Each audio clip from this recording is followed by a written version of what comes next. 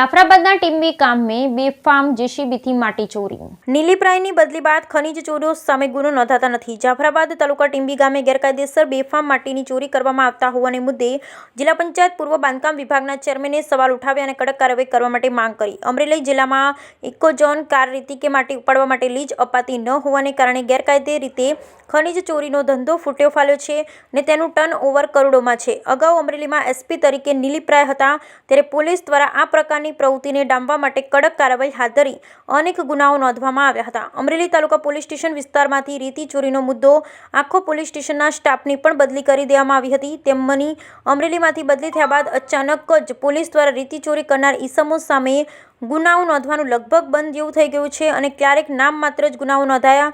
આ વચ્ચે અમરેલી જિલ્લા પંચાયત બાંધકામ સમિતિના પૂર્વ ચેરમેન ટીકુભાઈ વરુ દ્વારા વિડીયો જાહેર કરવામાં આવ્યો છે અને જાફરાબાદ તાલુકાના ટીમ્બી ગામમાં ગેરકાયદેસર રીતે જેસીબીની મદદથી રાત્રિના સમયે બેફામ રીતે માટીનું ઉત્ખનન કરવામાં આવી રહ્યું હોવાના આક્ષેપ કરવામાં આવ્યા છે અને આ પ્રવૃત્તિને રોકવા માટે કાર્યવાહી કરવા માંગણી કરવામાં આવી। Bureau report Nita Sakhat, Amreli.